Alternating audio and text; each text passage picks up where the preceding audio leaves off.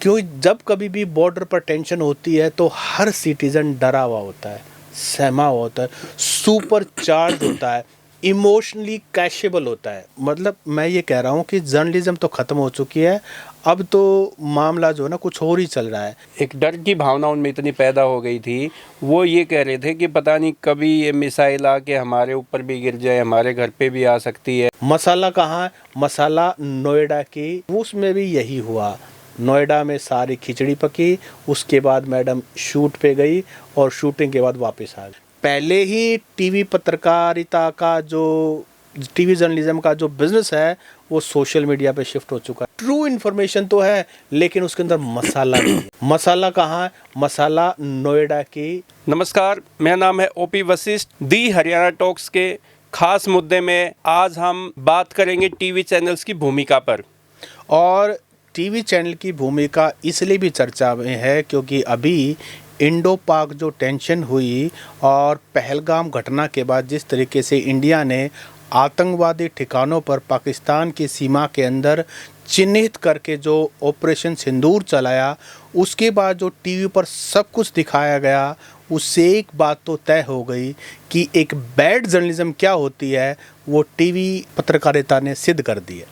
तो आज हम बात करेंगे जो सीमा पे जो तनाव था वो तो शांत हो चुका है, गोलियों की आवाज़ भी बंद हो चुकी है, लेकिन टीवी चैनल के जो स्टूडियो से आवाज़ है वो आज भी उसी अंदाज में जारी है। जी, तो ओपी जी, ये जो टीवी पर हुआ ना, अब जब पत्रकारिता का कोर्स पढ़ाया जाएगा यूनिवर्सिटीज़ में, कॉलेजेस में, जहाँ जहाँ पत्रकारिता की पढ़ाई होती है, वहाँ एक बात तो तय है, जब कभी भी कोई भी ऐसा उदाहरण आएगा कि कैसी पत्रकारिता नहीं करनी है, टीचर्स के लिए आसान हो गया। उनको कुछ नहीं करना है, उनको वो क्लिप्स दिखानी है। जो बड़े चैनल हैं, अब नाम तो क्या लें क्योंकि सबको पता है कि भाई ये जो कुछ इस दौरान हुआ ना, इस पीरियड के दौरान हुआ, जहाँ पर इतनी पॉपुलर एंकर उसको ग्राफिक्स के अंदर डाल करके लाहौर में हेलीकॉप्टर में बैठ करके जिस तरीके से वो लाइव रिपोर्टिंग का ड्रामा कर रही है, जिस तरीके से हमारे सोल्जर्स जो हैं वो बॉर्डर पर तैनात हैं और जिनके बच्चे वहाँ पर बॉर्डर पर तैनात हैं, उनकी जीवन को मतलब उनको रात को नींद नहीं आ रही और ये उस चीज़ में मज़ा ढूंढ रहे हैं। सत्सिंह जी, जब चुनाव आते हैं ना तब तो हम कह सकते हैं कि agenda based journalism TV channels द्वारा की जाती है, लेकिन ये एक बहुत ही सीरियस घटना थी और हमारे देश के लिए बहुत ही एकजुट होने वाली, एक राष्ट्र के लिए एकजुट होने का और देशभक्ति दिखाने का एक समय आया था। और उस टाइम पे जिस तरीके से जनता को भ्रमित किया गया, पब्लिक को भ्रमित किया गया टीवी चैनल्स के एंकर्स ने, उस पे आप क्या कहना चाहेंगे? मैं ये कहना चाहता हूँ कि जो ट्रंप ने कहा, ट्रंप ने क्या कहा? ट्रंप ने कहा भारत पाकिस्तान दोनों से मैंने बातचीत की और मैंने उनको कहा अगर तुम ऐसे ही लड़ते रहोगे तो तुम्हारे साथ मैं ट्रेड नहीं करूँगा। अगर ट्रेड करना है मेरे साथ तो पहले लड़ना बंद करो। अब ये जो ट्रेड शब्द है ये जड़ है भारतीय टीवी पत्रकारिता की भी। आप जान करके हैरान हो जाओगे जो टीवी पत्रकारिता का टर्नओवर है 2023-24 का जो आंकड़े अभी ऑन रिकॉर्ड है, $9 बिलियन। 9 बिलियन डॉलर यानी कि करीब इंडियन रुपीज में बात करें तो 75,000 करोड़ का बिजनेस है। एनम, हाँ, ये साल का है। अब आप ये बताइए कि टीवी पत्रकार जो हैं या पत्रकारिता करने वाले हैं, जो टीवी के अंदर जो इस तरह की है, उनको एक ही चीज़ ध्यान रखनी है क्योंकि जब कभी भी बॉर्डर पर टेंशन होती है तो हर सिटीजन डरा हुआ होता है, सहमा हुआ होता है, सुपर चार्ज होता है, इमोशनली कैशेबल होता है, यानी कि वो हर अपडेट जानना चाहता है आखिरकार क्या हो रहा है, क्योंकि सभी की ज़िंदगी की बात है, किसी का परिवार वाला, किसी का रिश्तेदार है। उसके अलावा आप ये देखिए आम जीवन, यहाँ स्कूल कॉलेज बंद हो जाते हैं, ब्लैकआउट हो जाता है तो हर कोई टेंशन में होता है। उस समय इन्फॉर्मेशन इज़ द पावर और वो उस इमोशन को इस तरीके से कैच करते हैं क्योंकि उनको पता है कि उनके पास सोर्स ऑफ इन्फॉर्मेशन जो सबसे बड़ा है आज भी वो टीवी है। तो लोग ज़्यादा देर तक मेरा चैनल देखें इस होड़ में पत्रकार, टीवी पत्रकार हर सीमा लांघ देता है। मैं टीआरपी की होड़ टीआरपी की होड़, सभी ताकि सीमाएं लांघ देती है। टीआरपी जितनी ज्यादा होगी बिजनेस उतना ही ज्यादा होगा। आप इसको देखिए, ये डायरेक्टली प्रोपोर्शनल है। इधर टीआरपी बढ़ी, इधर बिजनेस बढ़ा, इधर टीआरपी बढ़ी, तो उनका एक ही है शेयर मार्केट। बिल्कुल। आप वो ये शेयर मार्केट में कभी जी, बढ़ जी। गए, कभी घट गए, कभी जी ऐसे ही। वो किसी भी हद तक जा सकता है। आप ये देखिए, लाहौर पे कब्जा, इस्लामाबाद पे कब्जा। इस्लामाबाद पे कब्जा, और ऊपर से सूत्र कह करके कि भाई हमारे खास सूत्रों ने बताया। अब वो कौन सूत्र? कोई सूत्र नहीं है।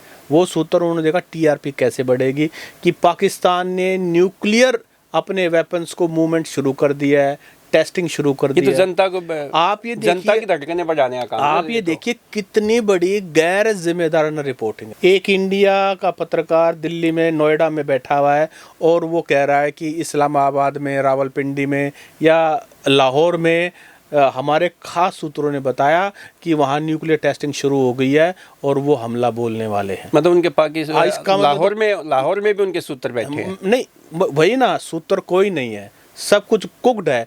लेकिन ये दिखाइए तो अब इसका मतलब पाकिस्तान से बात आपकी चल रही है, कहाँ से इन्फॉर्मेशन आपके पास आ रही है? इतनी गैर जिम्मेदाराना। मैं ये कहता हूँ कि देशभक्ति जो है ना, इस समय दिखाने का समय होता है। अच्छा, मैं ये इसमें 100% जिम्मेदार जो पत्रकार, जो चेहरे हमें दिखाई देते हैं, जो कि एक तरह सेलिब्रिटी जर्नलिस्ट है, मैं उनकी भी गलती नहीं मानता, क्योंकि इसके पीछे व्यापार है। अगर वो नहीं सेलिब्रिटी जर्नलिस्ट करेगा तो कोई दूसरा कर देगा, कोई तीसरा करेगा, कोई चौथा करेगा। वो तो सारा पेट बंदे बिठा रखे हैं ना। सारा खेल बिजनेस का है, टर्नओवर का है। और ये तो इस बार बड़ा इंटरेस्टिंग देखा गया। इस बार मोबाइल पर, सोशल मीडिया पर लोग प्रार्थना कर रहे हैं कि शांति हो जाए, लेकिन टीवी वाले पत्रकार चीख चीख के कह रहे हैं आर या पार। लेकिन सत्सिंह जी, मैंने एक बात इसमें देखने को मिली, टीवी चैनल पे जो इन्फॉर्मेशन दी जा रही थी, लोग उसको करेक्ट करने के लिए देख रहे थे मोबाइल, और जबकि होता उल्टा है। और मोबाइल में देख के वो अपने जो व्हाट्सअप ग्रुप है, यूट्यूब्स है, या कोई और डिजिटल प्लेटफार्म कोई ऐसे हैं कि जिस पे वो विश्वास कर सकते हैं, वो उन पे जाके उसको करेक्ट कर रहे थे कि ये सही है कि गलत है, वेरीफाई कर रहे थे। जी, मैं ये कह रहा हूँ कि सोशल मीडिया का रोल कई बार तो मेन स्ट्रीम मीडिया से ज़्यादा महत्वपूर्ण होता है। और मैं तो ये कहता हूँ कि आज के टाइम में social media is the main stream media, और जो ये टीवी मीडिया है या जो बाकी मीडिया है, वो एक तरह से साइडलाइन हो चुका है, आउटडेटेड हो चुका है। ये लास्ट डिच अटेम्प्ट है इनका, क्योंकि सर्वाइवल पर बात आ गई है।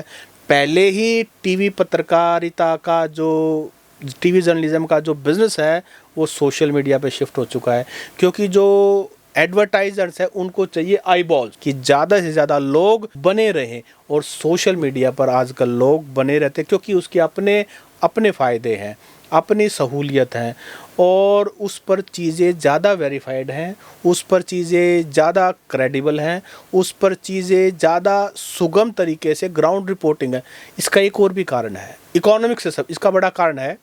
पहले क्या होता था, पहले जैसे इस तरह की कोई सिचुएशन होती थी, सभी मेन स्ट्रीम के प्रिंट के और टीवी के अपने पत्रकार को ग्राउंड ज़ीरो पर भेजते थे। लेकिन ग्राउंड ज़ीरो पर रिपोर्टिंग जो है वो स्लो होती है, क्योंकि आप जाएंगे, आपके रिपोर्टर को चीज़ों को समझना है, अपना ध्यान रखना है, चीज़ों की पुष्टि करनी है, ग्राउंड पर जाएंगे, बहुत स्लो रिपोर्टिंग है। दूसरी बात, उसके अंदर ग्लोरिफिकेशन नहीं है, उसके अंदर ट्रू इन्फॉर्मेशन तो है, लेकिन उसके अंदर मसाला नहीं है। मसाला कहाँ है? मसाला नोएडा के किचन में बनता है। उनको लगा यार वो तो एक तो महंगा, ऊपर से स्लो, ऊपर से मसाला भी नहीं, हम अपने ऑडियंस को रिटेन कैसे कर पाएंगे? तो इसीलिए उन्होंने कहा सारे खर्चे बचाओ, कोई ज़रूरत नहीं किसी को भेजने की। ये आजकल हाल जो है प्रिंट मीडिया का यही हो गया। नहीं, वो सत्सिंह जी, मैं एक बड़ा टीवी चैनल है, उनकी एक रिपोर्टर कैमरामैन के साथ जब पहलगांव में जो हादसा हुआ, जो घटना हुई, उसकी ग्राउंड रिपोर्ट करने गई, और वहाँ पे एक पेड़ को दिखा के उसको ये बता रही थी कि ये जो होल है, इसमें भी उग्रवादी घुस सकते हैं, आतंकवादी इसमें भी घुस सकते हैं। अरे भाई, जब इतनी फोर्स है, इतना सब कुछ है, इतनी इंटेलिजेंस है, तो वो एक होल में एक उग्रवादी घुस जाएंगे? सर मैं आपको बताऊं, तो ये मतलब लोगों को किस तरीके से मिसगाइड किया जाता है। मैं तो ये देखता हूँ कि उसको देखने देखने वाले लोग उनका कितना मजाक उड़ाते होंगे इन जर्नलिस्ट का। मैंने कहा कि सबसे बड़ा रुपया इसके पीछे, इकोनॉमिक्स इसके पीछे है। ये पहले सोचा गया है कि होता क्या है कि ग्राउंड रिपोर्ट पर आपको चीज़ें इन्फॉर्मेशन मिलती है, आंखों से देखते हो, लोगों से बात करते हो, फिर जाकर के आपको पता लगता है कि हम क्या स्टोरी कर सकते हैं। यहाँ प्रोसेस उल्टा है, पहले नोएडा के स्टूडियो में बैठ कर के सोचा जाएगा कि हम ऐसा क्या क्रिएट करें, स्क्रिप्ट लिखी जाएगी। यह बिल्कुल स्क्रिप्टेड है, ये बिग बॉस की तरह है कि सारा सब स्क्रिप्ट होगा, उसके बाद पत्रकार की ड्यूटी लगाई जाएगी और फिर वो शूट होगा। वो ग्राउंड रिपोर्टिंग नहीं, वो शूट होगा।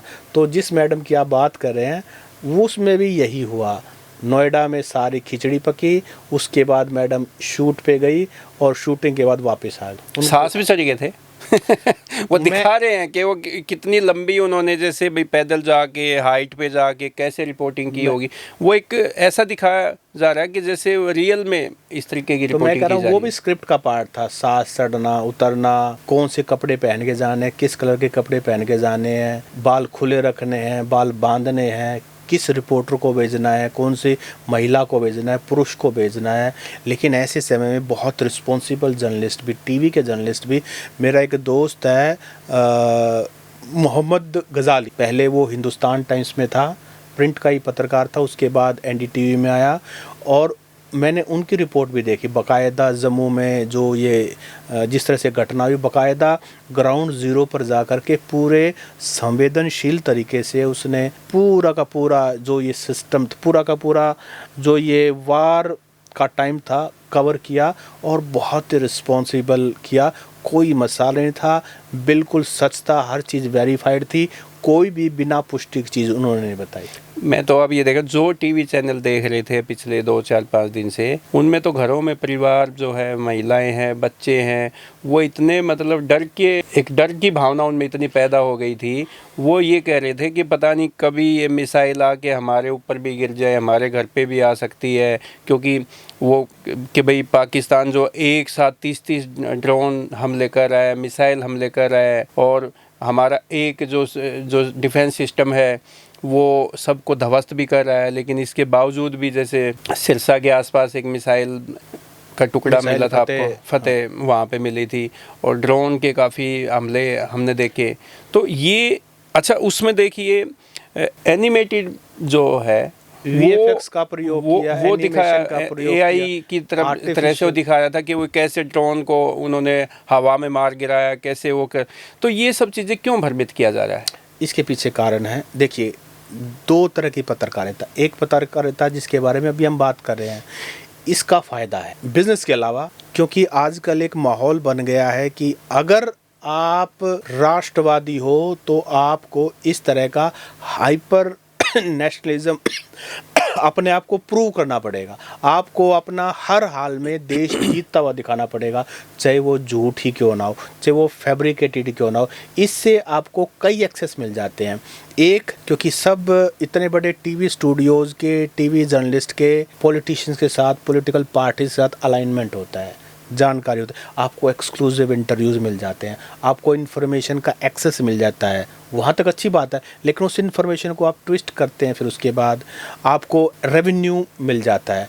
लेकिन दूसरी तरफ अगर आप सच्चाई बताएंगे, ऐसे समय में जब जनता को जानना ज़रूरी है कि what is the actual situation, सच्चाई क्या है, उस समय आप पॉलिटिकल पार्टी को, हो सकता है सरकार में भी कुछ लोगों को नाराज़ करते हैं, आपको कोई एक्सेस नहीं मिलेगा, आपका रेवेन्यू छीन लिया जाएगा और आपके लिए समस्याएं और भी बढ़ जाएंगी। तो दोनों ऑप्शन जब सामने हो तो आप ये देखिए कि इस तरह के जो जर्नलिज्म करते हैं, जिसको येलो जर्नलिज्म भी कहते हैं, तो ये इसीलिए करते हैं क्योंकि इसके फ़ायदे ही फ़ायदे हैं, लेकिन ट्रुथ की कैजुअलिटी होती है इसके अंदर। लेकिन इसमें ये है ना कि जनता को भ्रमित नहीं किया जाना चाहिए। ठीक है, एक गंभीर मुद्दा है, उसमें हमें देश को सर्वोपरि रखना है, रखना भी चाहिए। आप भी रखते हैं, हम भी रखते हैं, कोई भी देश में रहने वाला नागरिक है वो देश को ये नहीं चाहेगा कि मेरा देश सर्वोपरि ना हो, सर्वोच्च ना हो।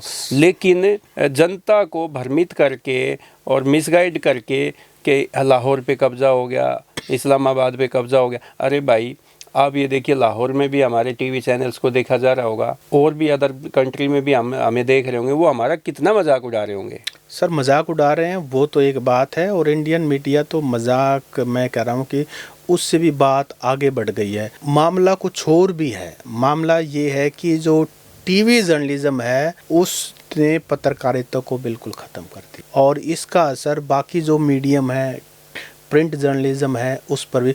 मुझे याद है जब मैं 2011-12 के पास कोई भी हरियाणा में घटना हो जाती थी तो पहला एडिटर का फ़ोन आता था कि आप जाइए ग्राउंड पर सब चीज़ों को समझिए, फोटोग्राफ्स वगैरह जो भी हो सकता है पॉसिबल, और उसके बाद शाम तक आप स्टोरी फाइल कर। धीरे धीरे मैंने तो इंडिया के बेस्ट न्यूज़पेपर्स में काम किया है, तो धीरे धीरे सबसे पहले कॉस्ट कटिंग की गई कि आप जाएंगे नहीं, फ़ोन पे पता कर लीजिए, बाकी वहाँ लोकल जर्नलिस्ट से पता कर दीजिए, क्योंकि खर्चा बहुत लगता है। और फिर धीरे धीरे आप ये बताइए कि आप ग्राउंड ज़ीरो पे जाएंगे तब आप क्या स्टोरी निकाल के लाएंगे, और आप किसी तीसरे चौथे बंदे से पूछते हैं कितना वो बताएगा, हो सकता है उस कितना आप वेरीफाइड उस पर विश्वास कर सकते हैं। तो कॉस्ट कटिंग भी धीरे धीरे, जो रेवेन्यू मॉडल है इसका, जो आपने सवाल पूछा ना कि लोगों को सच्चाई क्यों छिपाई जाती है, छिपाने के पीछे दो कारण होते हैं। लेकिन कॉस्ट कटिंग में आप एक तरफ तो कहते हैं कि भाई सबूत लेके आइए, मौके पे जाइए, स्पॉट पे जाइए, और ऊपर से आप अब ये देखिए कि बहुत सारे जो मीडिया हाउसेज है, प्रिंट मीडिया की मैं बात करूँगा, उन्होंने तो फोटो जर्नलिस्ट की छुट्टी कर दी, घर बिठा दिया उनको। बिल्कुल, मैं कह रहा हूँ कि उन्होंने कहा कि जो आपके हाथ में जो मोबाइल है आप इसी से कीजिए, फोटो जर्नलिस्ट की क्या ज़रूरत है, उनको सारी इंपॉर्टेंस पता है। लेकिन मतलब मैं ये कह रहा हूँ कि जर्नलिज्म तो ख़त्म हो चुकी है, अब तो मामला जो है ना कुछ और ही चल रहा है। मैं ये बात कर रहा था कि जो रेवेन्यू मॉडल है ये भी उसका रीज़न है। जनता टीवी देख रही है, उसके बदले में दे क्या रही है, हो सकता है कुछ जगह रिचार्ज करवा रहे हो 100, 200, 300 जितना भी है, और पूरे महीने का उस पे आप वो सारे इन्फॉर्मेशन ले रहे हो। लेकिन आपको लगता है कि सिर्फ उतने खर्चे से जो कॉस्ट है सारी स्टूडियो की, जर्नलिस्ट की सैलरी और उनका फंड वंड सारी चीज़ें कवर हो जाती है? नहीं, तो मार्केटिंग से हो रहा है ना, नहीं, ऐड से वो हो रहा है, एडवर्टीजमेंट से होता है। एडवर्टीजमेंट से हो रहा है ना। तो असली फोर्स कौन है, असली डिसाइडिंग फैक्टर है एडवर्टाइजर्स, और एडवर्टाइजर्स को चाहिए कि मैक्सिमम लोग आपके चैनल को देखें, और मैक्सिमम चैनल को तब देखेंगे जब आप कोई मसाला दें, और मसाले के लिए जो उनको पे करता है उसके लिए वो मसाला करेंगे, स्टूडियो में बैठ कर के वो अपनी कहानी रचेंगे, और जनता से उनको कोई मतलब नहीं, क्योंकि जनता is not paying them, advertiser is paying them. Political party के political leaders are paying them, और वो उनको बिजनेस दे रहे हैं। जो बिजनेस देगा वही डिसाइड करेगा कि क्या इन्फॉर्मेशन जाएगी। तो आपका ये कहना है कि जो टीवी चैनल्स के जो स्टूडियो में जो एंकर बैठे हैं वो जर्नलिस्ट नहीं है, और वो इन्फ्लुएंसर है, नॉट पब्लिक को खींच रहे हैं अपनी जो तरफ। एडिटर है अब वो मैनेजर बन चुका है। पहली चीज, अब एडिटर्स नहीं रहे सर, अब तो मैनेजर्स हो गए, और वही डिसाइड करते हैं। सभी की बात नहीं करता, लेकिन बहुत जगह ऐसा असर आ गया, they are just managing the things. और जो जर्नलिस्ट हैं दे आर इन्फ्लुएंसर्स, और इन्फ्लुएंसर्स को तो फिर भी एक व्यूज की भूख होती है, लेकिन जो हमारे जर्नलिस्ट हैं इन पर तो लोग विश्वास करते हैं, इन पर तो लोग अपना बहुत कुछ स्टेक पे होता है, और उस समय विश्वास का जो मर्डर करते, I think that is very bad. इसीलिए जर्नलिज्म जैसे एक सैक्रेड प्रोफेशन को, पायस प्रोफेशन को आजकल लोग बहुत ही गलत नज़रों से देख रहे हैं, बहुत ही गलत संज्ञा देते हैं। इंडिया का जो पत्रकारिता है इसके वर्ल्ड में हम बात करें तो कौन से रैंक पे होगी? इंडिया का कोई रैंक नहीं, सारी रैंक खत्म हो जाती है। रैंक ही नहीं है, मैं कोई आउट ऑफ रैंक। मैं ये कह रहा हूँ कि 172वीं रैंक है। अब ये बताइए टोटल 250-300 देश है, उसमें से 172वीं रैंक। इंडिया जो लार्जेस्ट पॉपुलेटेड कंट्री है, चौथी इकोनॉमिक पावर के अंदर है, अब 172वीं कोई रैंक है। आप ये बताइए कि अगर आप तो इसका ये तो कह सकते हैं कि पत्रकारिता है नहीं, पत्रकारिता नहीं है, ये इसकी कैजुअलिटी तो बहुत पहले ही हो चुकी। लेकिन पत्रकारिता के बहाने जिस तरीके से लोगों को गुमराह किया जाता है, लोग उस समय सुपर चार्ज होते हैं, उनके इमोशंस को किस तरह से बेचा जाता है। मैं ये कह रहा हूँ कि ये जो सिस्टम है ये लोगों समझने लगे, इसीलिए शायद लोग मोबाइल पर शिफ्ट हो गए हैं, और मोबाइल पर फिर भी बेटर है, सोशल मीडिया पर फिर भी बेटर है। कहीं ना कहीं आपको वो क्रेडिबल, वो वेरीफाइड इंफॉर्मेशन देने वाले सीरियस, सिंसियर, प्रोफेशनल जर्नलिस्ट मिल जाते हैं। बट टीवी मीडिया ने तो, आई एम वेरी सॉरी, शायद ही कोई ऐसा जर्नलिस्ट बचा हो या कोई ऐसा चैनल हो जिस पर आप आंख बंद करके विश्वास कर सकते हैं। और आंख बंद करके तो सोशल मीडिया पर भी नहीं करना चाहिए, but still social media still doing.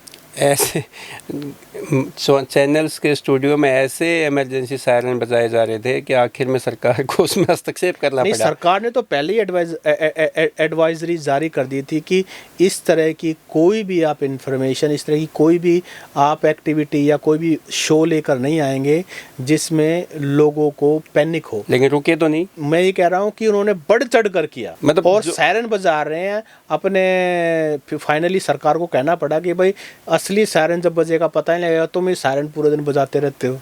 अच्छा, सबसे बड़ी बात है कि अपने स्टूडियो से ही उनके ड्रोन को भी गिरा रहे हैं। मैं ये कह रहा हूँ ना, आप सेना तो अपना काम कर रही थी, वो अलग चीज़ है। ये तो स्टूडियो से ही मिसाइलें दाग रहे थे। ये तो इस तरह से देखो, इससे पहले भी ऐसा हुआ, ये ऐसा नहीं अब हुआ है। 2008 में जब मुंबई पर टेरर अटैक हुआ, उस समय हमारे टीवी चैनल्स ने क्या इतना बड़ा ब्लंडर किया, लाइव रिपोर्टिंग की। यानी कि जो टेररिस्ट अंदर घुसे हुए थे, उन्होंने सिंपल टीवी खोल कर देखा एनएसजी कमांडो की क्या पोजीशन है, और उनको एक एक करके गिराया। वो फाइनली जो है हमारे कमांडोज अंदर घुसे, कैप्चर किया, जो कुछ किया। लेकिन कितनी बड़ी इर्रिस्पॉन्सिबल जर्नलिज्म की। 1999 कारगिल युद्ध के दौरान कितनी इर्रिस्पॉन्सिबल जर्नलिज्म की, चीज़ों को एग्जेजरेट करके बताया गया, बहुत बड़ा चढ़ा करके बताया गया। रियल कैजुअलिटी सामने नहीं आई। अगर सरकार पर दबाव नहीं, अब देखिए हमारे देश के सैनिक का लॉस हो रहा है, और युद्ध होगा तो लॉस भी होगा, ये स्वाभाविक है।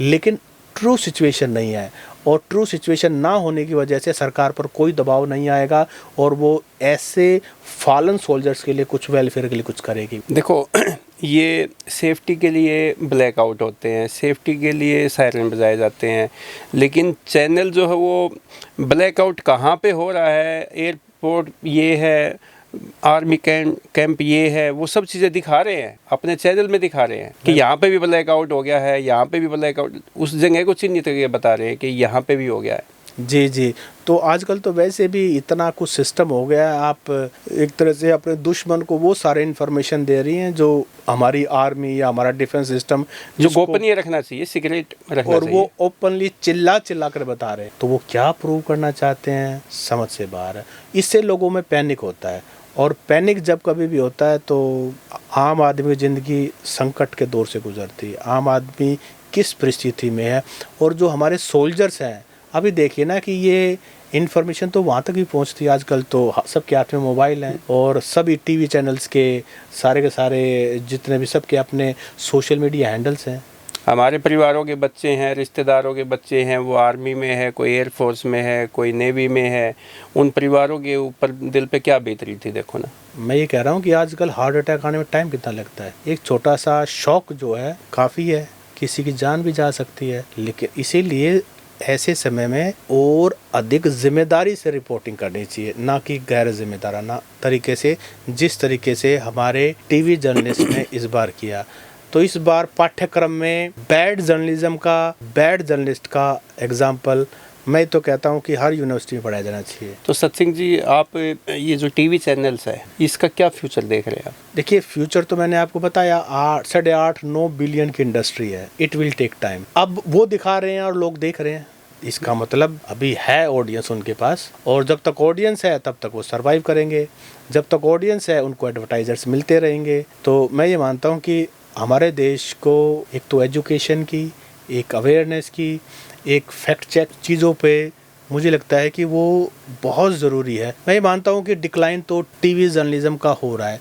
सही अच्छे पत्रकार टीवी जर्नलिज्म को छोड़ने के पीछे ये भी एक कारण है कि उनसे वो करने के लिए कहा जाता है जो उनका कोर काम नहीं है। तो यही कारण तो है कि कुछ अच्छे जो जर्नलिस्ट है वो अपना खुद का उनको कहा जाता है कि आपने अपना डिजिटल प्लेटफॉर्म भी बना लिया। पीछे कारण है कि उनको न्यूज़ और जर्नलिज्म के अलावा प्रोपोगेंडा रन करने के लिए कहा जाता है। अनवेरीफाइड इन्फॉर्मेशन को सच के रूप में परोसने के लिए कहा जाता है।